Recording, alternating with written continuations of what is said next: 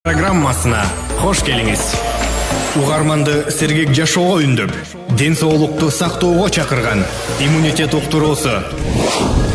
Ар дүйшөмбү кечки саат 6-дан 7-ге чейин сиздерди күтөт. Алып баруучу Айнура Миназарова. Кутман кушубак кечиңиздер менен кадырлуу замандаштар, бардык сүйүктүү досторубузга ысык салам айтабыз жана сиздер менен жадыраган күн жаз мезгилинин соңку күнүндө мына жайды баштайбыз деп турган кечте амандашып, эфирде мен Айнура Миназарова. Достор, бүгүн биз дароо эле балдарды, кичинекей жүжөлөрдү, ар бир үйдүн куту кубанычы болгон кичинекей балдарыбызды келе жаткан эл аралык балдарды коргоо күнү менен чын жүрөктөн куттуктагым келет. Мына ошол себептен бизде бүгүн өзгөчө бир чыгарылыш десем жаңылышпайм. Эртең менен күндүз бир аз кыскача айтып кеткендей, достор, бүгүн сиздер менен ошол кичинекей балдардын келечегине кам көргөн, келечегинин чын эле жолу ачык болуш үчүн көп тараптуу жардам берген коомдук фонддун өкүлдөрү келет деп айткан. Мына бүгүн дал ошол чыгарылыш. Дароо эле башында айткым келип турат, көбүнчө баягы ойлогон ойдо кыстаган турмуш жеңет деп коет эмеспи? Анысыганда кээде биз ойлойбуз, ата энелер кыялданат, бирок ишке ашыра келейин дегенде кайсы бир учурда материалдык каражат же мүмкүнчүлүксүз айтортол турган нерселер бизге чоң жолтоолук жаратып коет эмеспи? Эгерде ушундай үй бүлөлөр бар боло турган болсо, аз камсыз болгон, анда биздин эфирде калтырбаңыздар демекчимин. Анткени сиздер үчүн бүгүн керектүү маалыматтар айтылат.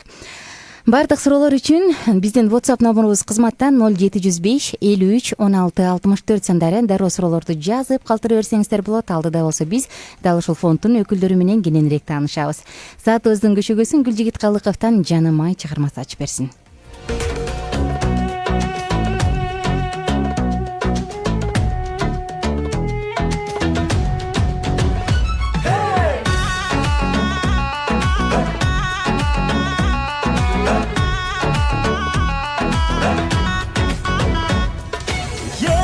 Sen desin dayım oyumda, çıksa hep gülüp yolumda. Kıyalimle seni cedeli, basamın karmak kolumdan. Canım ay, sen de hep canımday, İstese özümde tabalbay. Canım ay, gözlerim ayday, canım tursağın tip sağınbayım. Ayday yüzüm sökündü, samaymın gülkündü, karap senin sürdündü. Arınay var can dünümdü, bak dolu gündürdü, suyumuz kalsın tübüllük.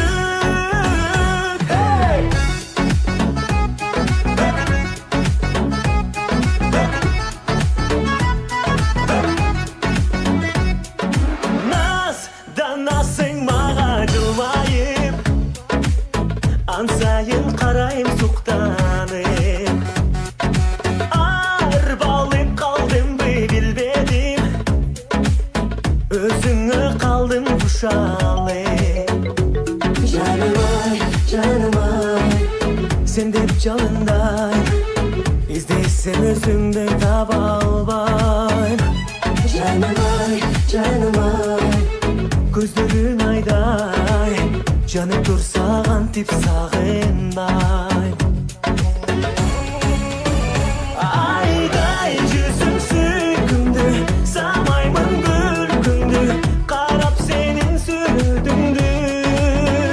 Arınay var can dünümdü, bak dolu gündürdü, suyumuz kalsın tübüllük.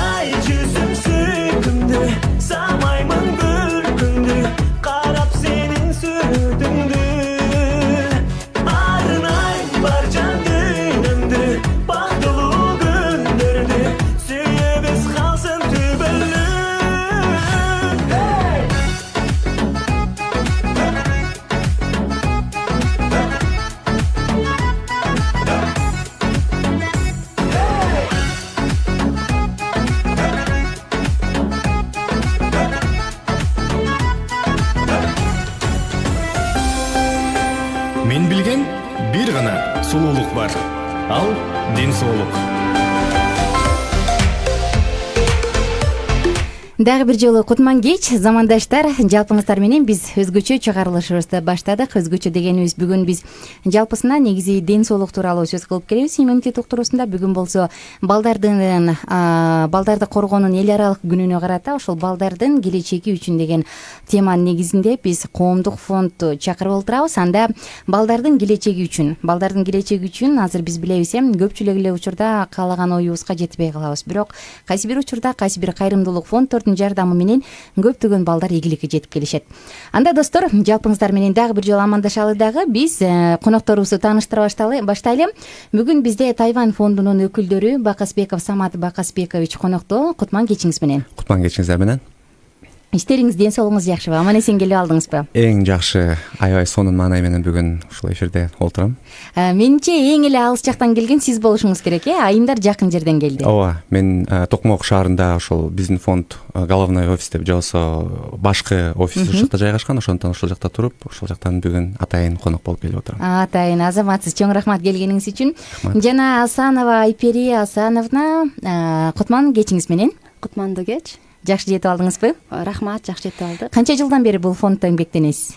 Бул фонддо мен 9 жыл иштеп келип жатам. 9 жылдан бери, демек тажрыйбаңыз чоң экен да. Жусупова Жибек Орозбековна, саламатсызбы? Саламатсызбы? Сизчи канча жылдан бери иштеп келесиз? Фонддо ушул октябрда 3 жыл болот иштегем. Эки коноктон айырмаланып, эки конок супервайзер болсо, сиз сот кызматкер экенсиз да, Ооба. Демек көбүрөөк кагаз иштери менен иштейсизби? Көбүрөөк ошо балдар менен, үй бүлөлөр менен программалар аркылуу иштешем. Сиз менен сүйлөшүш керек экен да, демек, Рахмат. Анда кош келиптирсиздер биздин радиобузга. Бизде үй бүлөлүк радио, биздин формат негизи бул үй бүлөлүк жашоону, үй бүлөлүк мамилени бекемдөөгө багытталгандыктан биз ушул балдарды коргоонун эл аралык күнүнө өзгөчө басымды жасайлы дедик. Анткени чындыгында акыркы убакта билебиз, коомдо туура эмес, жагымсыз көрүнүүлөр ар кандайтып эле карап отурсаң көрүнүштөрдүн баардыгы көп. Бирок биз коомду жакшы жакка өзгөрткүбүз келет, үй бүлөнү жакшы жакка өзгөрткүбүз келет. Мына ошол себептен сиздерди дагы бүгүнкү биздин эфирибизге чакырып олтурабыз.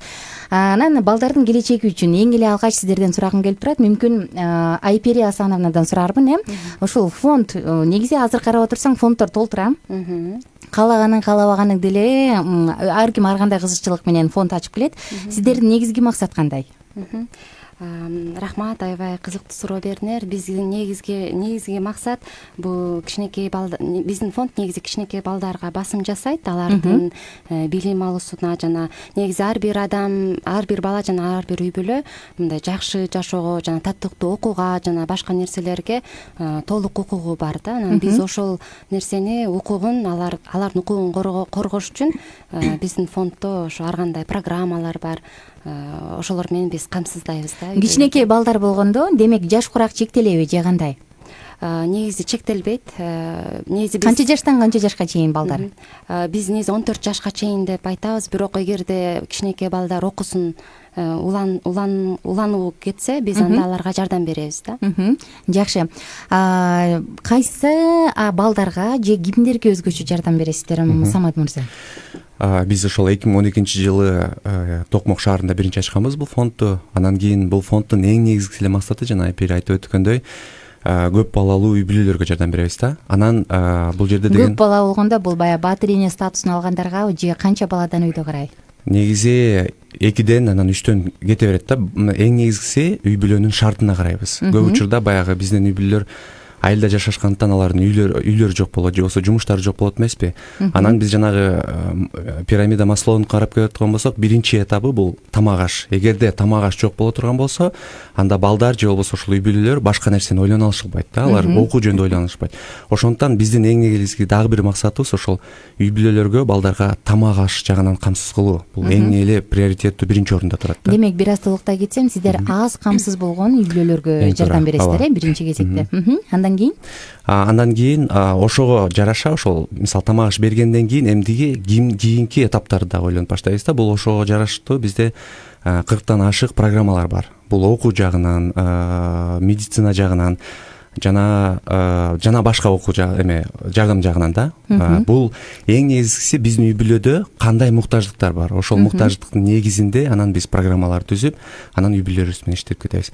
Кыскача статистиканы алып кете турган болсом, бүгүнкү күндө биз ошол Кемин шаарынан баштап Бишкек шаарына чейин үй бүлөнү жардам беребиз. Бул 2500дөн өйдөрөөк үй бүлө, анан 9000дей баланы биз ошол ай сайын биз аларга көмөк көрсөтөбүз. Андан тышкары дагы ар кандай программалар да бар. Анан мен Жибек айымдан сурай кетейин, ошол көмөк көрсөтөбүз. Көмөк деген сөздү чечмелеп берсеңиз, эмне жардам көргөзөсүздөр? Ай сайын мисалы ар бир балага 200 сомдон жардам алынат. Ал эми андан тышкары ун, май бул биздин айлык ай сайын боло турган жардам. Андан тышкары мезгил сайын да жардамдарыбыз болуп турат. Бул ошол Самат айтып кеткендей ар бир үй бүлөнүн муктаждыгына байланыштуу. Биз сурайбыз, күз айында силерге эмне керек деп, же болбосо кыш айында эмне керек деп, ошого байланыштуу анан биз жардамды көргөзөбүз. Мисалы эми көп учурда аз мен жетишпейм, менде колумда жок дегени менен бирок бар болсо деле жок деп мындай бир аз калп айткандар болуп калат го. Сиздер кандай үй бүлөлөр менен кантип анықтайсыздар? Чын эле алар аз камсыз экендигин же чын эле колунда жок буларга жардам бериш керек, уялып айта албай атат деген сыяктуучу? Ооба, бул эң негизи ошо башында бизге үй бүлө кайрылганда сиз айтып кеткендей ар кандай үй бүлөлөр болот экен, ар кандай адамдар болот. Негизи кээ бирөөсү чынында муктаж, кээ бирөөсү жөн эле алар алып көнүп калган да. Анан биринчи келгенде алар сөзсүз түрдө документтери менен келет, паспорттордун копиясы, балдардын баардык биз документтер. Ооба. Анан аны алып биз болсо адресин калтырып кетет. Бизге адресине барып өз көзүбүз менен көрүшүбүз керек. Биз барганда кээде башкача ситуация болуп калат. Ал офиске келгенде аябай өтө муктаж, өтө кыйналган үй бүлө болуп калат дагы. Ал эми үйүнө барсаң жакшынакай кычыраган евро ремонт деген сыяктуудай. Анан ошондон кийин биз өзүбүз анализдеп, анан кийин чечим чыгарабыз. Чынында эле муктаж болсо алабыз, ал эми чынында муктаж эмес болсо тилекке каршы түшүндүрүп беребиз. Жакшы. Жардам дегенде демек бул 200 сомдон ар бир балага айына акча, анан ун, май, анан мал, жылдын мезгилине жараша дагы жардам, жана жогоруда кошумча программалар жөнүндө айта кетпедиңизби, Самат мырза? Эмне болгон программалар, ошолор жөнүндө айтып берсеңиз? Мисалы мен өзүмдүн программаны айтып кетсем, эң башында мен ошол футбол аркылуу өспүрүм балдар менен иштеп башташкам да. Ушул программаларга мисалы бир гана аз камсыз болгон, сиздерде баягы учетто турган үй бүлөлөр гана барып катыша алабы же каалаган балдар бара берсе болобу? Азыркы учурда биз жана статистиканы айтып өтүп кетпедимби? Бизде көп балдар да, ошондуктан бизде учетто турган балдар менен гана иштешип атабыз да. Анан ошол биздин программанын жанагы футбол айтып атканым бул БМС деп аталат. Балдар өздөрү коюп койгон, булатты боевые, энергичные, молодые, симпатичные деп койгон орусча айтканда. Анан эң негизги бул программанын максаты футболду курал катары колдонуу. Анткени көп учурда балдар көп нерсени ойлонбойт, алар только футбол ойносом болду деп. Анан биз алар менен футбол ойнойбуз, анан английский үйрөнөбүз, анан кийин жашоо баалуулуктарын да үйрөтөбүз да. Мисалы алар менен чогуу велосипед тебип, сен кол түшүрбөшүң керек, сен аягына чейин максат коюп, ошону аягына чейин чыгарышың керек деген сыяктуу ураан менен алар менен иштейбиз да. Ошондо бир программа бир жылга жазылат дагы, сөзсүз түрдө анын конкреттүү максаты болот. Анан биз ошонун баягы учуру менен иштеп, анан аягына чейин чыгарабыз да. Ошол. Андан тышкары кандай программалар бар, Айбер айым? Андан тышкары бизде медициналык программалар бар. Бул жылы биз анткени мындай, эгер статистика боюнча карасак, ар бир эки үй бүлө бөйрөктөр менен ооруйт да. Ошондуктан биз быйыл ошого басым жасап ошол программаны ачтык. Дагы башкаларды айтып кетсем, бул болсо билим берүү программасы бар. Ал программада биз балдарга окуусуна басым жасап, жана башка өлкөгө балким өтүп кетишине басым жасайбыз да, түрткү беребиз да. Тактап кетейинби, медициналык болгондо балдарды ушул жакка үйрөтөсүздөрбү же жөн гана медициналык жардам көргөзөсүздөрбү? Негизи биз брошюра аркылуу таратып турабыз маалыматтарды. Мисалы үчүн азыр ковид учурунда биз брошюра тараттык, кандай таза колду жууш керек деген сыяктуу маалыматтарды биз таратып турабыз да азыркы учурда. Бул жерде баягы медицинанын эки тармагы бар. Бизде көп учурда үй бүлөлөр көп ооруйт эмеспи? Анан ошол учурда аларда чыгым кетет да, дары-дармектерге. Ошолордун баягы өздөрүнүн чыгымдарын бизге алып келсе, үй бүлөнүн ситуациясына жараша биз канча бир пайыз акчаларын чыгарып бере алабыз да. Бул биринчи тармагы. Экинчи тармагы жана Айпер айтып өткөндөй, эгерде алар ошол көбүнчүрдө биздин үй бүлөлөрдөн баягы бөйрөктөр ооругандан ошого жараша биз анализдерин тапшырууга жана анын кийинки этаптарына да жардам бере алабыз да. Акчалай жардам бересиз. Акчалай и жанагы анализдерин тапшырып, анан ошол көйгөйүн билүү максатында да. Бул мен эмне себептен тактап сурап атам? Кээ бир жерлерде атай иштешет эмеспи? Дарыкана, клиникалар менен, ооруканалар менен сиздер акчалай ошол анализди өткөрүп, анан дарылаган процессине жардам бересиздер, э? Ооба, туура. Жакшы. Биз угармандарыбызга кайрыла кетели. Бүгүн бизде Тайвань коомдук фондунун, кайрымдуулук фондунун өкүлдөрү.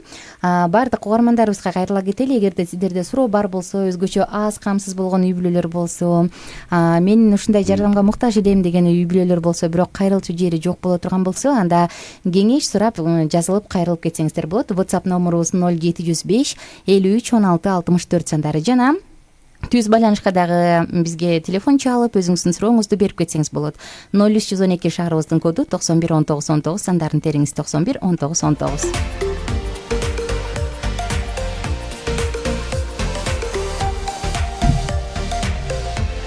Коомдук фонд, коомдук кайрымдуулук фонд деп жатабыз, бирок биз сиздер тууралуу да билгибиз келет да. Ким ачкан, кайсы жерден ачылган, кайдан пайда болгон, эмне болуп пайда болгон, айтор бул тууралуу суроолор көп. Мен ойлотом Айпер айымдан сурасам болуш керек, бул тууралуу. Рахмат. Негизи Тайвань фонду бул азыркы учурда 7 өлкөдө ачылган. Кайсы өлкөлөр деп айтып кетсем, Качан ачылган, негизи эмне болуп бул пайда болуп калган? Эң негизгиси 1953 жылынчы бул Тайвань өлкөсүндө ачылган. Ошол учурда Тайвань өлкөдөгү жарандар муктаж болчу. Алар США өлкөсүнөн жардам ал жактан көрсөтүлгөн болчу. Америка Кошмо Штаттары Тайвандагы муктаж адамдарга жардам беришкен. Анан бара алар болсо азыр буттарына туруп деп айтып кетмекчимин. Анан алар болсо ошо өздөрү дагы башкаларга жардам берүүгө деп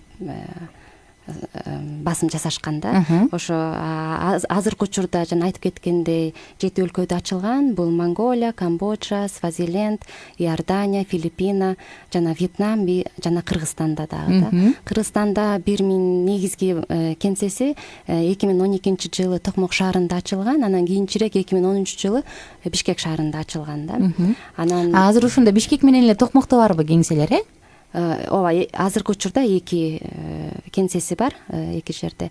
Анан азыркы учурда айтып кетмекчимин, 2867 үй бүлө жана 9298 үй бүлөлөр бизден жардам алат. 9000 бала болсо керек, э? Бала. Жакшы. Сиздердин эмгек жамаатыңыздар кандай иштешет, канча адам иштейт, мүмкүн Самат мырза? Азыркы учурда бизде 40тан ашык жумушчулар иштейт. Жана Айпер айтып өткөндөй, Токмокто 28 жумушчу иштесе, Бишкекте 15. Бишкекти биз азыркы учурда ошол көбүрөөк басым кылып, ошо Бишкекти көбүрөөк иштей баштадык. Анткени Бишкек жакта дагы баягы тегеречектен көптөр келет эмеспи? Баягы өлкөлөрдө көбүнчө ушу Бишкекке көбүнчө келишет. Жумуш каякта көп болсо ошол жака келет. Ооба, анан чет жактарда дагы өкүнүчтүү абдан көп муктаж үй бүлөлөр да бар да. Ошондон биз азыр көбүнчө ошо Бишкекке дагы басым жасап атабыз. Бирок жалпысын алганда 43 жумушчу иштейт. Анын ичинде көбүнчө соц кызматкерлери. Анткени жанагы Жибек айтып өткөндөй, ар бир соц кызматкердин өзүнүн району болот жана алар ошол үй бүлө балдар менен иштешпестен андан тышкарыда программалары да бар да алардын. Анан мындай айта кете турган болсом, биз башында Айпер экөөбүз дагы ошол соц кызматкери катары бул жумушту баштаганбыз да. Бизде башынан өткөн бул нерсе. Анан билебиз, бул жумуш негизи оңой эмес. Анан эң негизгиси кызыктуусу дагы ушул ковид учурунда көп волонтерлор чыгып жардам берип анан айта баштабады. Ой, биздин Кыргызстанда абдан көп турбайбы деп. Негизи айтып кеткенде ошол 2012 жылдан бери биз ошол сферада иштеп келатабыз да. Ошол ковид учурунда биз анын алдында кандай иштесек, ковид учурунда 2 эсе ошондой эле иштедик да. Программаларыбыз көп деп атасыздар, бирок сиздер мага болгон 3 эле программа санап бердиңиздер да. Мүмкүн Жибек айым толуктап кетерсиз. Мен айтып кетсем, ошо өйдөдө Самат айтып кетпедиби, бизде негизи муктаждыктар 3кө бөлүнөт экен. Физиологиялык, социалдык жана ошондой эле өздүк болуп, анан биз ошо эң башкы экөөсүнө аябай маани беребиз. Физиологиялык жана социалдык. Физиологиялык муктаждыктардын программасы болуп, мисалы азыктандыруучу программа жана сизге айтып кеткен тамак аш, анан мал чарбачылык программасы бар. Ошондой эле гуманитардык, тез жардам, юридикалык, анан быйыл дагы жаңы программа ачылды. дааратканаларды оңдоо деген сыяктуучу. Анан ошондой эле мезгил менен айтып кеткен. Ал эми социалдык, аларга болсо футбол программасы, билим берүү, ыктыярчылар программасы, жалпы республикалык тестирлөөгө даярдоо программасы, ошондой эле математика, англис тили, кол өнөрчүлүк, кесипкөй, IT программасы, жайкы лагерь жана студенттик, бул ошо биздин айтып кетчү программалар да. Жакшы. Жогоруда биринчи айткан программалар, мисалы мал чарба, дааратканаларды оңдоо деп, ошолор сыяктуу азык түлүк деп санап бербедиңиздерби? Ар бирине кыскача токтолсоңуздар, кайсы критерийлердин негизинде адамдар ал жардамды ала алышат, кимдер ала алышат, кимдерге бере аласыздар? Азыктандыруучу тууралуу айтып кетсем, май, un деп айттыңыз, май, аны баардыгы эле биздин ар бир үй бүлө ага сиздерге катталган адамдардын учетто турган алат. Ал эми мал чарбачылыкка болсо, анын программанын өзүнүн жетекчи кызы бар, Сабина, ал эми дагы анан кийин алар болсо, мал чарба болгондо, мисалы мен аз камсыз үй бүлөдөн болсом, барып мен кой кармат элем десеңер жардам бересиңерби же ал кандай болот? Ар бир үй бүлөнүн өзүнүн шарты болуш керек. Мисалы сарайы болуш керек. Ал үй бүлө болсо малды кармаганды билиш керек. Анан көп учурда ошо бизде деген уй, анан кийин кой, ошол алып беришет. Анан ал үй бүлө болсо бир жылдын ичинде аларды багып, алардан ошо баягы кандай десем, сүтүн алат, тоок болсо алардын жумурткасын алат дегендей бир өздөрүнө пайда көрө алса болот да. Муну тилекке каршы баардык үй бүлөгө анткени алардын шарттары жок, ар бир үй бүлөнүн сарайы жок дегендей. Анан бул мал чарбачылык программасы токмокто жакшы аябай колдонуп келет да. Мал карманга ылайык турат. Мага дагы бир нерсе кызык болуп атат. Мисалы, жардам алганды, бекер алганды баарыбыз эле жакшы көрөбүз го. Анан бергенден кийин сиздер кандайдыр бир алардын силердин алдыңарда подотчетный болушабы же бердиң болду жокпу? Мисалы, баягы кайсы бир айтып коет го, акча берип эмес, акчаны кантип табышты үйрөт деп. Сиздердин негизги жардам кандай? Ушул мал чарба жаатында ким толуктап бере алат? Бул жактан 3-жыл кетти бул программада. Азыркы учурда менин маалыматым боюнча 11 үй бүлө болуп калды да. Ошо башында биз 3 үй бүлөдөн башталганбыз. Эми өздүк тил менен айтканда биз мисалы аларга уй алып беребиз дагы. Анан кийинки жылы биз алардын баягы музоосун башка үй бүлөгө беребиз да. Анан ал уй болсо, ал үй бүлөдө уже калып калат. Берген биринчи үй бүлөгө. Анан ошонто отуруп азыркы учурда 11 үй бүлө болду. Эми албетте сиз жакшы нерсени айттыңыз. Биздин эле көп учурда баягы элдер ойлойт да, көп эле баары жөн эле бекер берет, ошону бүттү деп. Жок. Биздин эң негизги максат ошол үй бүлөлөр бара-бара өздөрүнүн буттарына туруп кетүү. Анан кандай туруп кетет? Ошол именно ошол мал чарба аркылуу биз аларга бердик. Анан кийин баягы отчетность кетет да. Биз баягы анализдейбиз. Канчалык баягы биз жардам берип атканыбыз аларга эффективдүү болуп атат. Канча жыл дагы иштешибиз керек. Канча дагы финансылык аларга көмөк көрсөтүшүбүз керек. Анан ошонун негизинде анан үй бүлөлөр менен баягы сүйлөшүп, анан ушул жылы 3 үй бүлө мен башында алган үй бүлөлөр уже алар эмеге чыгыш керек да, эркиндикке чыгыш керек. Эркиндикке деген баягы өз камсыздоо чыгыш керек алар. Кыскасы айтканда биздин максаты баягы жөн эле болот эмеспи? Кээ бир организациялар бар өкүнүчтүү. Бул жактан спонсорлорго мына бул жакта деген муктаж үй бүлөлөр көп, акчаңарды бергиле деп берип алып эле анан ортодон баягы ушинтип жүргөн жок. Биздин эң негизги максат ошо үй бүлөлөрдү буттарына туруп кетүү болуп эсептелинет да. Мен дагы эгерде толуктап кетсем, эме деп айтат го, балык бергенче кайырмакты берген жакшы депчи. Биз ушул принцип менен жардам беребиз. Анан ар бир эле программанын өзүнүн максаты ошондой. Башында кичине жардам беребиз, анан байкайбыз, анализдейбиз. Эгерде баягы үй бүлө өзү аракет кылып жакшы болуп кетсе, анда ошондой баягы программалардын максаты ошондой да. Дагы кийинки программаларыңызга токтолсоңуз, кандай иштеп жатат? Жана чын эле иштеп жатабы бул Кыргызстанда? Мисалы, билим берүү программасы тууралуу мен токтолуп кетсем, бул өтө эле маанилүү программалардын бири болуп эсептелинет. Жана ушул билим берүү программасы өзүнүн арасында дагы майда программаларга болуп бөлүнөт. Анан ооба башында деген биз ийгиликке жетиш үчүн ар бир бала курсагы тоюш керек.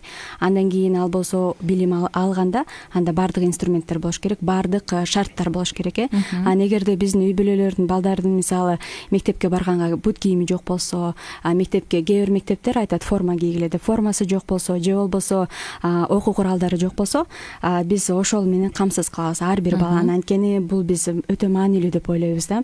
Андан кийин дагы мисалы ата энеси эрте үйлөнүп анан жолдошу тыштап кетип кичинекей бала менен үйдө отуруп анан азыр иштегенге баягы кичинекей колунда баласы бар, анан иштейин десе калтырганга эч кими жокпу да. Анан ошондо биз бала бакчага ошо кичинекей баласын бала бакчага бергенге акысын төлөп берип, эжеге болсо иштегенге мүмкүнчүлүктү беребиз да.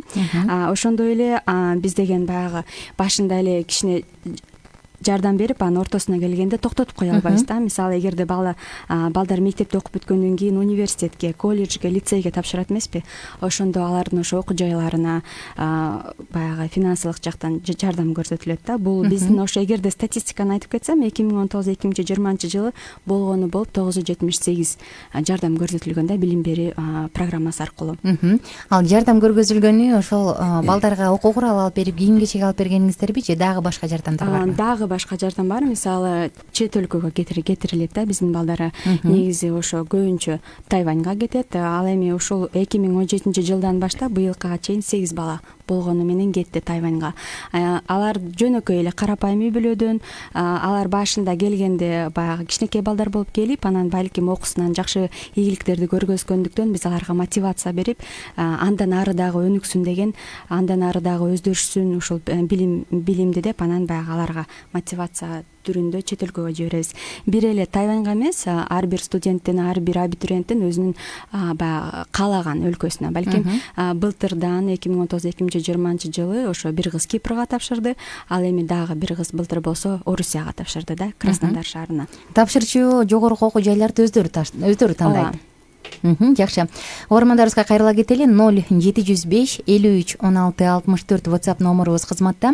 Бүгүн биздин төрүбүздө Тайвань коомдук кайрымдуулук фондунун өкүлдөрү эң негизги максат бул аз камсыз болгон үй бүлөлөрдөгү балдарга жардам берүү жана менин түшүнүшүмчө аз камсыз болгон үй бүлөлөргө жардам берип, алардын бутунан туруп кетишине көмөк көргөзүү. Саламатсыздарбы? ОК радиосу, Айнура жана коноктор. Бүгүнкү тема аябай жакшы экен. Бул коомдук фонддун жамаатына иштерине ийгилик каалап кетейин. Менин суроом, мен жалгыз боймун, балдарым кичине кезде ушундай жардам берер фонддорду таппай койгом, бирок ал кыйналган күндөр өттү. Кудайга шүгүр, балдарым чоңоюп калышты. 4 балам бар, бирок балдарыма билим берүү жактан жардам бере аласыздарбы? Сиздердин фондго катталып жазылсам болобу? Жооп берип коюңуздарчы. Жолдошум менен ажырашып кеткем 7 жыл болду, бирок мыйзамдуу түрдө ажырашкан деген документим жок. Ал документ сөзсүз керекпи дейт. Негизи биздин фонд жана айтып кеткендей Токмок шаарында жана Бишкек шаарында жайгашкан. Азыр мен адрестерин айтып кетейин. Ушул жерге биз 8ден 5ке чейин иштейбиз. Биздин соц кызматкерлер келип ошол толук маалымат берип, үй бүлө жөнүндө, анткени ар бир үй бүлөнүн мындай ситуациясы ар кандай. Биз биринчи угушубуз керек, суроолорубузду беришибиз керек. Анан аз документтерди айтып кетейин, кандай документтерди ошо ала келиш керек да. Бул паспорттун копиясы, балдардын төрөлгөн митиркасы жана жашаган жердин справка. Ушул жерде жашайт деген, эгерде үй бүлө мүчөсү майып болуп же ошондой аныкталган документтер болсо дагы алып келсе жакшы болот да. Анан Бишкек шаарында Юдахина 65, Токмок шаарында Сансызбаева 185. Ошол жактарга барып кайрылса болот. Мен кыскача кошуп кетейин. Бул жерде жана эжен айтып атат да, мага абдан бир кайрылуусу жакты да, биз уже бутубузга туруп кеттик дегенчи. Бул абдан жакшы. Негизи биз дагы бир баягы айтабыз да, үй бүлөлөргө сөзсүз түрдө силер тырышыңар керек, сөзсүз аракет кылышыңар керек. Анан бул жерде мен баса белгилеп кетейин. Биз ошол балдарды кабыл алып аткан учурда 14 жашка чейин балдарды алып алабыз да. Анан биздин списокко киргенден кийин, биздин баягы катарга киргенден кийин биз ал бала окуусун таштаганга чейин биз көмөк көрсөтөбүз да. Ошол нерсени балким угармандын балдары ушу 14 жашка чейин баягы чоңоюп калышы мүмкүн да. Андай учурда өкүнүчтүү биз албай калабыз да. 14 жашка чейинки балдарды алабыз. Жакшы. Мисалы 14 жашка чейин бир баласы бар, бирок калганы улуу болсо, бир баласын ала бересиздер. Ооба, ошол жанагы Жибек жана Айпер айтып өткөндөй, биздин офиске келет дагы, катталат, анан биздин соц кызматкерлер үйүнө барып үйдүн шартын көрүшөт да. Менде да мындай суроо бар да, мисалы мамлекеттик түрдө соц фонд дейбизби, соц защита, ошол жакта учетто тургандардын критерийлери боюнча бизде баягы селс аяк болуп эле калсаң сен анда аз камсыз үй бүлөсүң да, анткени ал жактын критерийлери жыл баягы кирешеңди бөлө келгенде киши башына монча сомдон ашпашы керек, жашай турган үйүң болбошу керек, мондай депчи. Бирок ал жаатынан алганда бул өтө эле кыйын. Сиздер кайсы критерийлердин негизинде бул үй бүлө чын эле аз камсыз деп аныктайсыздар? Же силер алар менен жогу алардын берген тизмеси боюнча иштешесиздерби? Эң башында ошо соц кызматкерлер, жергиликтүү кызматкерлер менен чогуу иштешкенбиз. Алардан баягы списокду алып алып, ошолор менен чогуу баягы кыдырып дегендей. Азыркы учурда албетте биздин стандарттарыбыз бир аз айырмаланышат да. Мисалы аларда биз мындай деп эсептейбиз да. Эгерде үй бүлөдө 3 бала болуп, анан келинчеги жаңы гана төрөгөн болсо, албетте келинчек иштей албайт да. Баягы үйдүн атасы 4 адамды өзү багыш керек болуп калат да. Ошол учурда мисалы биз 3 жыл же 4 жылга биздин өзүбүздүн баягы катарыбызга ала алабыз да. Мисалы жашаган үйү өзүнүкү болсочу, анда сиздерге илинбей калабы же баары бир илине береби? Биздин үй бүлөлөрдө өздөрүнүн үйү болгон жана болбогондар да бар. Ошол үйүнө баргандан кийин биздин соц кызматкерлер ошол барганда эле билишет да. Мисалы үйүндө абалы кандай. Кээ бирлер болот, плазменный телевизор бар, холодильниктери бар да. Мындай деп коет го, эң негизгиси үйүндө бар да. Продукталары бар. Ошол учурда биз экинчи суроо коебуз. Анда окуу жагынан кандай, шарттары барбы үй бүлөнүн? Жокпу? Бирок эң эле биринчи ошол тамак аш жагы, анан үйдүн акыбалы кандай, шарты кандай. Ооба, эгерде үйүнө кирип келгенде алардын баягы көбүнчө бизде үй бүлөлөр бар, жерде жатышат, мисалы эч кандай жагдайлар жок. Ошондой учурларда биз 90% билебиз, алар биздин баягы списокко келишет депчи. Эгерде биз ошол соц кызматкерлер менен салыштыра кете турган болсок, биздики бир аз айырмаланат да. Бизде бир аз колунда аябай деле жакшы эмес, бирок бир аз колунда барлары деле бар списокто. Анткени биз алардын баягы билимге карата басым жасайбыз да алардын билимине. Мисалы үйдө ата энеси иштейт, бирок майып баласы бар боло турган болсо, мүмкүнчүлүгү чектелген, алар кандай болот? Негизи ар кандай болот. Мисалы деген баягы кээ бирде болот, үй шарты абдан жакшы. Анан эгерде майып бала болсо, ал сөзсүз түрдө государстводон, то есть өлкөдөн жардам алат. Ошондой эле ата энеси баласын караган үчүн да кошумча айлык сыяктуу жардам алат. Анан биз карап көрөбүз, эгерде баардыгы эле жетиштүү болсо, анан баягы биздин 200 сомдук жардам көп деле өзгөрүүлөрдү алып келбейт да. Эгерде алып келе турчу болсо, анда албетте баягы карап сүйлөшүп алышыбыз мүмкүн. Бул баягы үйгө барганда эле негизи көзүбүз көрүп көнүп калганда, үйгө кирип келгенде эле ооба бул муктаж үй бүлө деген сыяктуудай. Жакшы. Угармандарыбызга кайрыла кетели. 0705 53 16 64 сандары кызматта. Кийинки суроо. Кутман кечиңиздер менен коноктор жана Айнур айым сонун эфир экен. Мага абдан жакты. Бул фонд кандай аталат жана силер тууралуу кайдан кененирээк билсек болот? Интернетте барсыңарбы дейт. Биз Инстаграмда баракчаларда барбыз. TFCF Кыргызстан деп аталат. Ошол жактан карасаңыздар болот. Ошондой эле негизи эле Фейсбукта деле барбыз. Тайвань фонду деп эле Google'дан сураса балким чыгат болуш керек да. Кийинки. Саламатсыздарбы? Эгиз балам менен жалгыз калгам. Алар азыр 4 жашта. Өзүм иштейм, бирок балдарымды апам карайт. Мен ал үй бүлөгө киремби же андай үй бүлөлөргө кирбеймби? Менимче аз камсыз болгон үй бүлөлөргө десе керек угарманыбыз. Эгерде биздин жана өйдө да айтып кеткен Кеминден баштап Военный Антоновкага чейин адрес ошол ичинде болсо, биринчиден, экинчиден эгерде бала 2 бала ошо эже менен болсо да, анткени биз балдар менен иштешебиз да. Анан эгерде эже өзү шаарда жашап, ал эми апасы башка таласта же ысык көлдө болуп ошока берип койгон болсо, тилекке каршы биз кабыл ала албайбыз да. Бала ата энеде болуш керек. Ооба, биз ал балдар менен иштеше алышыбыз керек. Мен да кошуп кетмекчимин. Бизде ошондой үй бүлөлөр бар, балдары балким ата энеде болуп турат, ата энеси башка жерге үй бүлө үчүн кеткен үчүнчү, ал үчүн документ болуш керек да, балким нотариально, что убакыттуулук баланы карайт дегенчи. Ошол учурда биз жардам бере алабыз да. Жакшы. Эми жанаттан бери биз мисалы жардам тууралуу сөз кылып атабыз. Тилекке каршы өкүнүчтүүсү азыркы заманда акча жуучу фонддор деле жок эмес, абдан көп. Сиздерди мисалы Самат мырза айта кетти, биз баардыгын таза, тыкан, жакшынакай кылып жеткиргенге аракет кылабыз деп. 12-жылдан бери сиздер бир топ эле экенсиздер. Кыргызстанда сиздердин фонд кандай ийгиликтерге жетиштиңиздер? Мисалы көрүнүктүү ийгиликтер барбы? Мүмкүн бутунан туруп кеткен же кайра жок мен да жардам бергим келет деп калгандар негизи эле кандай ийгиликтерге жетти сиздердин фонд? Мен бир үй бүлө тууралуу айтып кетейин. Өзүмдүн мисалым катары былтыр кыялдар орундурат программасы бар болчу. Ошол программа аркылуу ар бир үй бүлөгө, мисалы эгерде кесиби болсо, бирок ага инструменти жок болсо, биз алар менен камсыздандырчубуз да. Мисалы көбүнчө азыр баягы тикмечи болуп аябай акча тапкан үй бүлөлөр бар.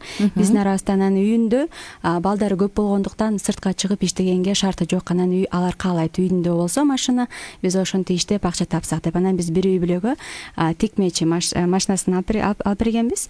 Анан ал өзү болсо иштеп отуруп аверлок деп коет экен. Анысын өзү сатып алды дагы. Анан иши жакшы жүргөндүктөн сыртка эле ал өзү эже деген вагончикте эле жашайт. Анан сыртка эле мындай шатыр сыяктуу кылып, кошуна эки эжени дагы 2 машинка алып, анан мындайча айтканда баягы мини бизнес деп койсо болот да. Мини цех ачып алган турбайбы? Ооба, анан бул аябай мен көзүм менен, өз көзүм менен көрүп, башында кандай эле, анан кийин кандай ийгиликке жетти, бул мен үчүн абдан кубанычтуу болгон да. Мүмкүн кошумчалар барды. Жанагы окуу жагына программа айтып кетпеди, ошондо мен кыскача айтып кетейин. Тайвань аралыгында эмне үчүн именно Тайваньга жиберебиз деген тема болуп калды. Бизде ошол футбол программасынан эмне футбол программанын жетекчиси болгондуктан өзүм программаны көбүнчө айткым келет да. Бул жерден ошол Кайрат деген бир жигитибиз Тайвань өлкөсүнө 2016-жылы биз велотурга барганбыз ошол команда менен. Ошондон кийин баштап мен Тайваньда сөзсүз түрдө окушум керек деп, анан өзү ушул Дунхай деген университетти таап алып, анан ошол жака тапшырганга биз жардам бергенбиз да. Ошол программаны ачып, 1 жылдын ичинде Кытай тилин өздөштүрүп, анан ошол университетке тапшырып кеткен да. Ошонун күч аракетин көргөн университет биз менен баягы макулдашуу түзгөн да. Ар бир жылы силерге бир нече орун беребиз, студенттер жиберсеңер болот деп. Ошол сыяктуу да биз учурда экинчи Разак деген жигитибиз да кетти. Азыркы учурда бул жерде 6 балабыз күтүп атат да. Ошол виза болгондуктан, виза көйгөй болуп аткандыктан алар кете албай жатышат. Бул ошол программасынын баягы көрүнүктүү жумуштары.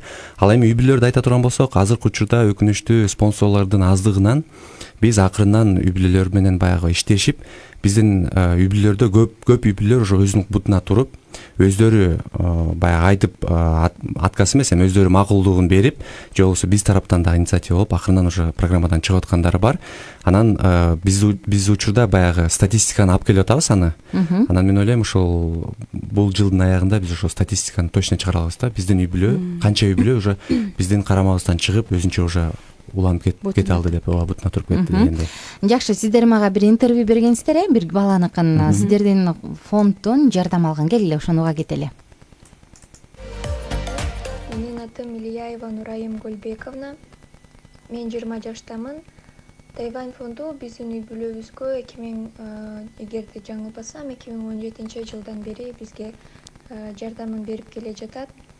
Ал эми ошол Тайвань фондунун ичинде өзүнүн ыктыярчылар командасы бар. Бул дагы өзүнчө бир программа болуп эсептелинет. Ошол программага катышып жаткан учурда 2018-жылы ноябрда жаңы спринт деген программа ачылып жатат. Бул 11 класстын окуучуларына ОРТдан жогорку балл алыш үчүн жана Кыргызстанда, бир гана Кыргызстанда эмес, чет өлкөдөн дагы окуу жайга тапшырыш үчүн жардам берет экендигин угуп, тест тапшырып, аракет кылып көрөйүн деп ошол программага өтүп кеттим. Программада катышып, ал программанын жетекчиси бул Абазбайке жана Айгерим эже болуп эсептелинет. Биз ал программадан бир гана ОРТга даярданбастан Абазбайке жана Айгерим эжеден биз туура кеңештерди алып, алар өздөрүнүн ой пикирлери менен, акыл насаттары менен бөлүшүп, кантип чет өлкөгө тапшырса болот деген тууралуу абдан көп маалыматтарды алып жаттык. Андан тышкары Тайванский фонд, ошол Тайванский фонддун спринт деген программасы аркылуу мен азыркы учурда Кипр мамлекетинин Финал эл аралык университетинде психология бөлүмүндө окуп жатам. Ал эми алдыга койгон пландарым жөнүндө айта кетсем, азыркы учурда негизинен окуу. Ал эми алдыга койгон планым бул тажрыйба алып иштеп жана магистратурага тапшыруу. Жана ошондой эле бул Тайвань фондунун ичинде бул чет өлкөдө окуп жаткан студенттерге өзүнчө программа бар. Ал программанын жетекчиси Ахматалиев Арун байке жана мен соцработник болуп эсептелинет. Азыркы убакытка чейин мага ушул мен менен дайыма байланышта болуп, менин окуумдагы чоң жетишкендиктер, өзгөрүүлөр жана жашоо турмушум боюнча дайыма тыгыз байланышта болуп, кабардар болуп турат. Жана учурдан пайдаланып, мен ушул Тайвань фондуна жана Тайвань фондунун бүткүл коллективине чоң салам жана менин өзүмдүн чоң ыраазычылыгымды билдирем. Анткени ар бир кошкон салымы азыркы учурда мага чындыгында абдан жардам берди деп айта алам. Ошол Тайвань фондунун жардамы менен мен азыркы учурда Кипр мамлекетинде Кипрде окуп жаткан Нурайымдын кыскача интервьюсун уктук. Менде мындай суроо болду да, мисалы сиздер жер жакка окуганга жардам беребиз деп этиңиздерби? Эми ушул жардам деген сөздү мындай бөлүп айтып берсеңиздер. Жардам бул чоң да, маанисичи эмне жардам, кандайча жардам көрсөтүлөт? Негизи бул Нурайым тууралуу айтып кетсем, булар 2017. Жок, негизи эле ушул жардам тууралуу айтып берсеңиздер да, жардам көргөзгөнүңөр бул кандай? Спринт деген программа бар, бул деген жалпы Ал азыр деле бар. Ооба. Анан ошонун башында ошол программа аркылуу бул 11 класстарга жардам беребиз. Алар деген ОРТга, орусча айтканда, баягы үйрөнүп жакшы результатты алыш керек да. Андан кийин билим берүү программасы аркылуу, мисалы ошо чет өлкөгө кетип атканда бир гана ошо билеттерин гана эмес, ошол финансылык жана контрагында төлөп бергенге, ошондой эле айлык 100%бы? Ооба, 100%. Анан кийин жана билеттерин, анан ошондой эле күнүмдүк баягы тамак ашына ай сайын жардам берилет. Анан ошондой эле баягы орусча айтканда ноутбук деп коет эмеспи, ошондойуна жардам берилет да. Бул жерде сиз 100% деп таң калбадыңызбы? 100% болгондо бул жерде мындай да, спринт программага мисалы 9 студент келе турган болсо, алар ошол ОРТын тапшырып, баягы жогорку балды алыш керек да. Ошонун ичинен баягы өздөрү аракет кылып тапшыра турган болсо бюджетке, анткени ал жакта деген окуусу канча бир пайыз эме болот да, скидкасы болот. Ошонун калганын биз аларга, жок, скидка эмес, ал даже алар ошол бюджетный основа деп коет эмеспи, ошого тапшыргандыктан биз калган билетин, визасын, тамак ашын жана жол киресин полный покрывать этип беребиз да. Жата турган жеринен бери. Ооба, алардын бир эле шарты ОРТын жакшы тапшырып туруп, бюджетныйга түшүш керек да, өз күчү менен. Бул мен ойлойм, бул абдан чоң мотивация да. Эгер бюджетке эмес, контрактка эле илим кала турган болсочу? Контракт болсо, ал анда билим программасына илим калат. Жана бул жерде Жибектер айтып кетпеди, Жибек Айберлер. Бул мисалы университетке, жогорку окуу жайга биринчи курска түшө турган болсо, биздин катталган балдар 30 000 сомдон алышат да. Анан эгерде колледж же лицейге түшүп кала турган болсо 20 000 сом. Бул биринчи курста эле. Экинчи курста алар кайра документи менен, жакшы баалар менен келе турган болсо, ошол эле сумманы кийинки жылы кайра ала алышат. Мен бир аз жакшы түшүнбөй калдым. Ошондо сиздерде жанагы билим боюнча атай ушул программада окуучуларды студент кылып чет жакка гана жөнөтүүбү, же бир бул жактан деле билим алам, бул жактан деле жардам бергиле дегендерге да жардам бересиңерби? Же силердин максат сөзсүз эле чет жакка кетиришпи? Жок, көбүнчөсү бул жакка деп айтсак болот да, бирок ошол жанагы чет жакка кетем дегендер калоочулар бар да. Ошолордун мисалы 5 студент болсо, ошонун 2 сигилге жетиши мүмкүн да. Анткени ал жакка сөзсүз түрдө английский керек. Мисалы Кипрге барыш үчүн английский күчтүү болуш керек. Баягы университетте окуй тургандай да. Анан биз баягы мындай мотивация беребиз да. Эң негизгиси силер билим алышыңар керек. Эмне үчүн? Анткени билим силердин жашооңордо көп нерсени өзгөртүп алат. Билимдүү болсоң, сен баягы көп жерге да ишик ачылат.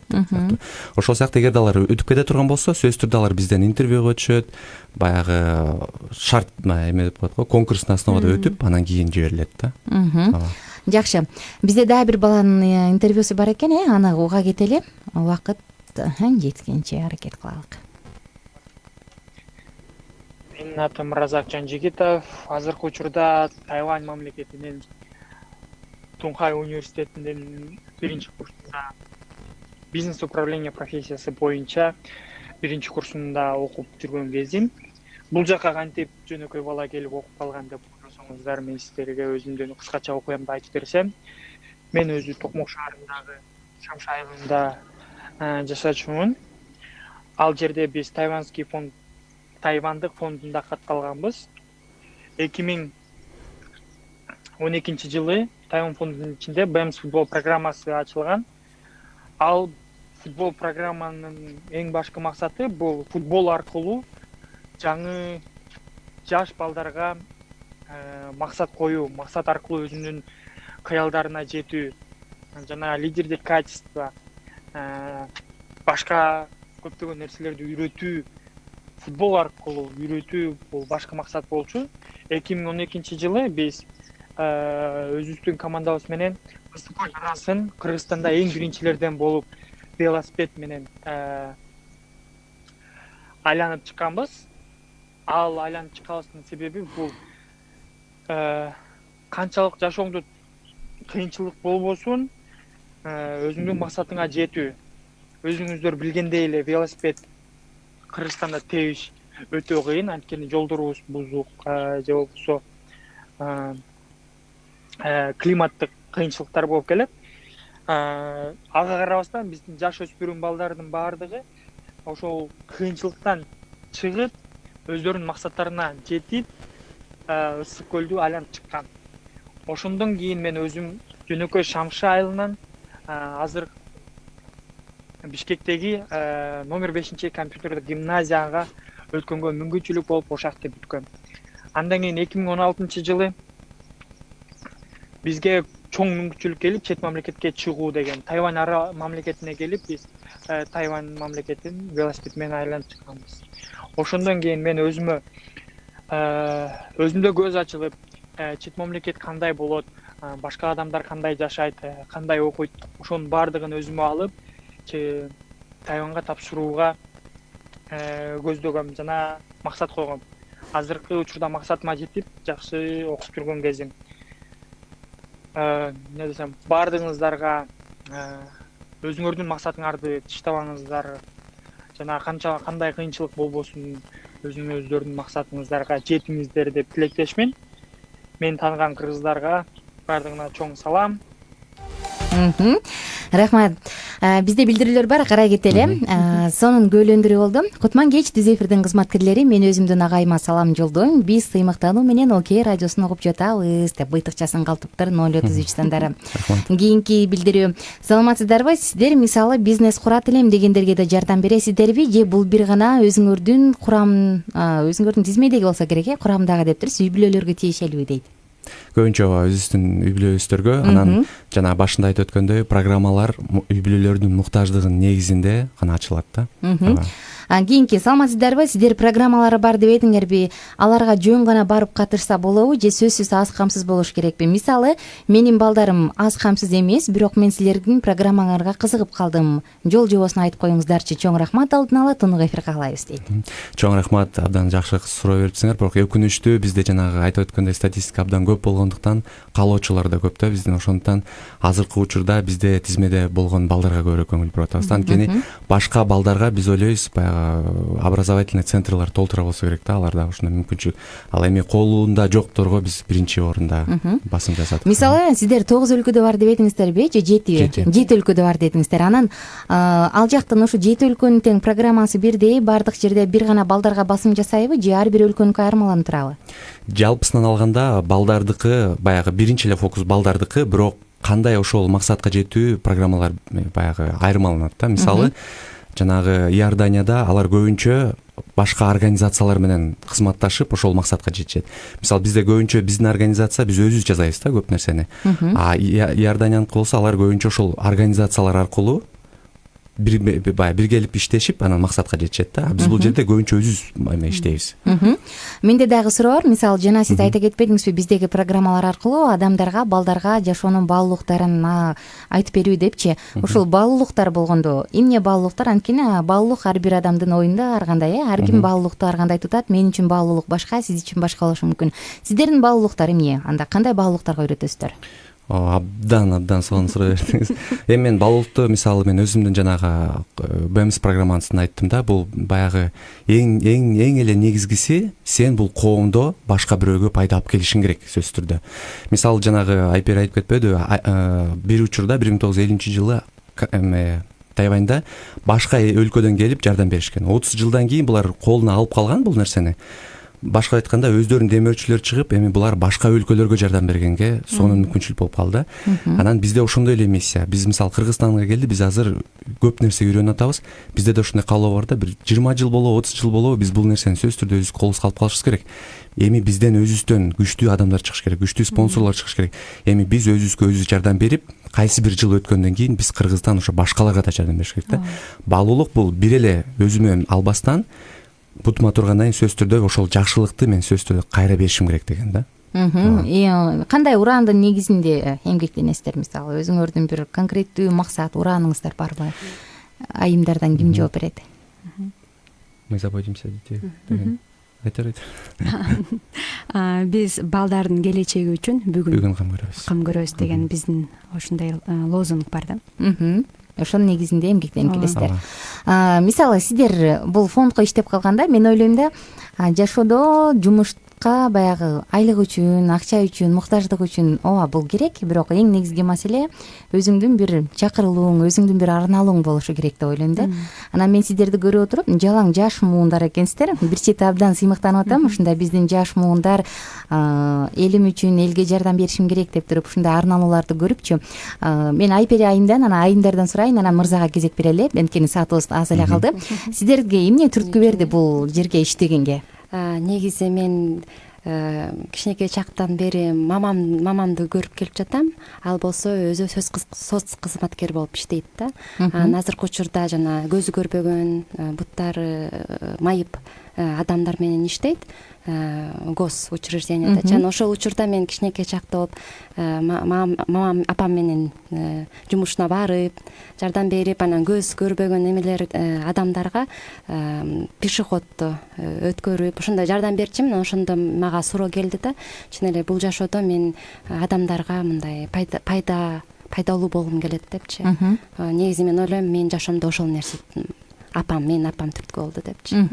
Жакшы. Мен болсо университетте окуп жүргөндө мен дагы аз камсыз үй бүлөдөнмүн негизи. Анан апам аябай ооруп, анан эрте көз жумган калганда, анан мен окуудан ошо баардык контрактты бергенге шартым жок болгондуктан биздин университеттен демөөрчү пайда болуп мен окуумду төгүп берген да. Мен ошондо ойлонуп калгам да, мен дагы кийин бутума турсам же кийин мүмкүнчүлүк болсо ушинтип жардам берсем, жок дегенде бирөө жардам берсе ошонун ортосунда баягы иштеп калсам деген ошондой эле менде ой бар болчу университет учурунда. Анан кийин окууну бүткөндөн кийин баягы менде ошондой мүмкүнчүлүк болду да.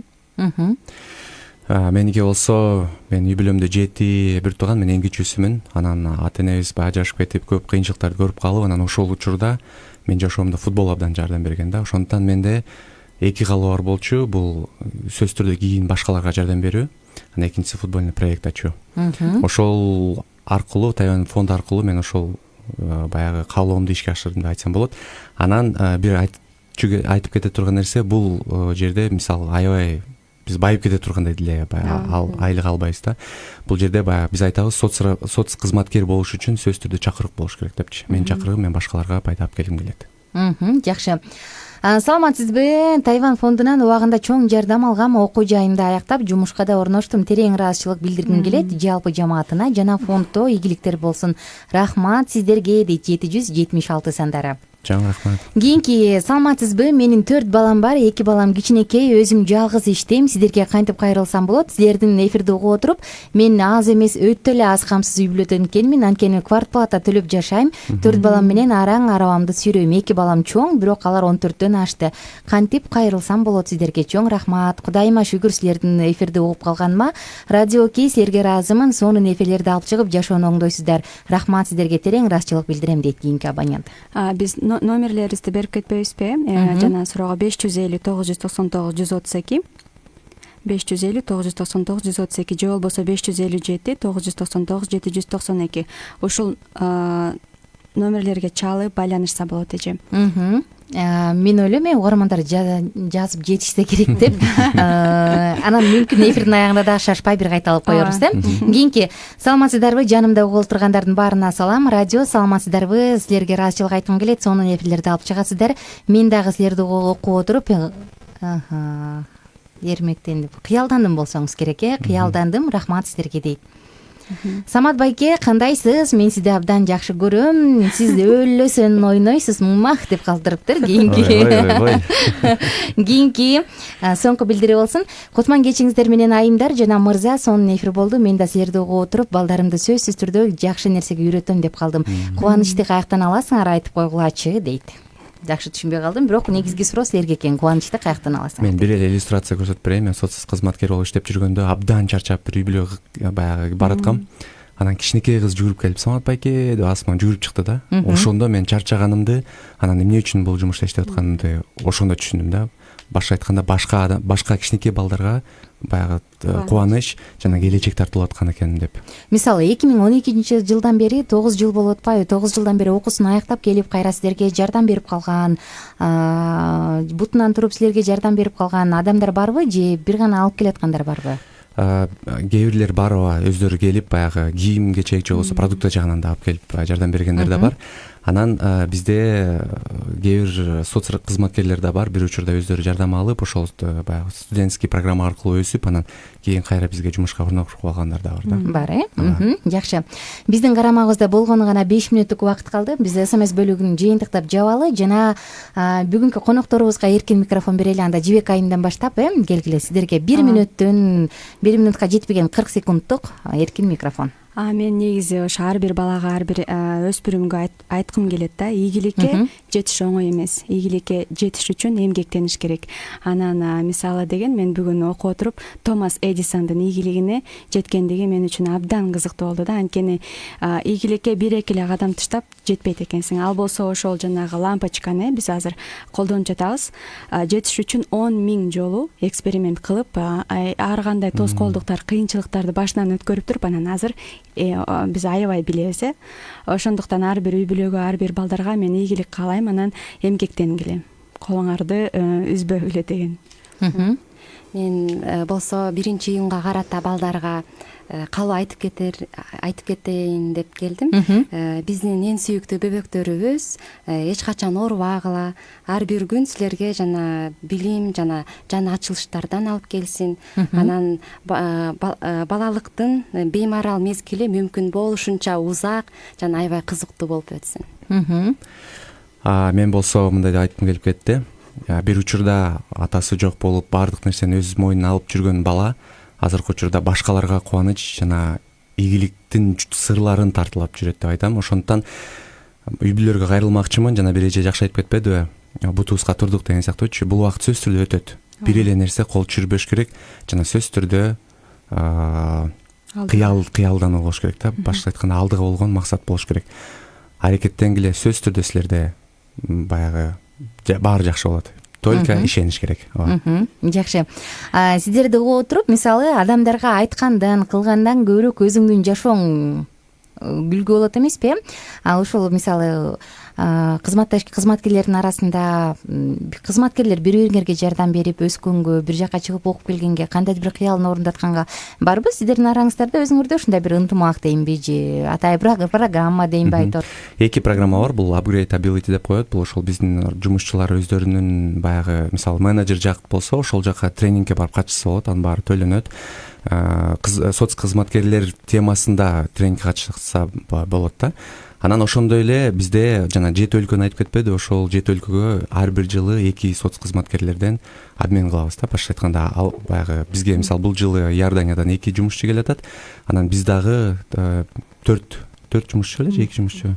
3, 4, 5 даже 5 жумушчуну ушу бул жылы жиберейин деп атабыз да чет өлкөгө. Аларды ошо. Жакшы. Абдан сонун экен. Биз угармандарыбыз менен коштошчу учурга келип калдык. Карамагыбызда болгону гана 2 мүнөттүк убакыт калды. Сиздердин фондко, жалпы өзүңүздөргө жеке ийгилик каалайм. Негизи адамдын жашоосунда арналуу болбосо, адам жашоосунда бир конкреттүү максат болбосо, анда алдыга жылыш, тапкан акчаң эч нерсе деле кубаныч тартылбай калат. Ал эми сиздердин көзүңүздөрдөн көрүп туруп, кубанычты мен өзүм да кубандым. Биздин арабызда, биздин элибизде ушундай жаштар бар экендиги бул бизди шыктандырат. Ишиңиздерге ийгилик каалайм. Бар болуңуздар, аман болуңуздар, алдыга койгон максаттарыңыздар орундалсын. Ал эми сиздердин фондторго өнүгүп өсүгүнү жана жогоруда сиздер өзүңүздөр каалап өткөндөй бул фонд биздин колубузда калып, кийин кайрадан башкаларга жардам көргөзө алгандай болсок деген нерсени каалайт элем. Баягы сонун айтылат эмеспи, наныңды сууга кыз, бир күнү тозуп аласың деп. Азыркы учурда жардамды беребиз, бирок бир учурда ал кайра кайтып келет. Мүмкүн адамдан келбесе дагы башка жактан келет экен. Угармандарыбыздын баардыгына ийгилик каалайм. Биздин жашообузда кубаныч тартуулаган бул байлык эмес, бул биздин башка байлыгыбыз, бул биздин кубанычыбыз, жакындарга берген жардамыбыз. Ошондуктан эгерде жашоодо бактылуу болушуңузду кааласаңыз, анда терегиңизди бир сыйра карап, сизден дагы башкачараак, кыйыныраак абалда жашаган, сизден дагы көбүрөөк жардамга муктаж болгон адамдарга бир аз болсо да жардам бериңиз. Бул сөзсүз түрдө 100 эмес 200% сизге кубаныч тартуулайт.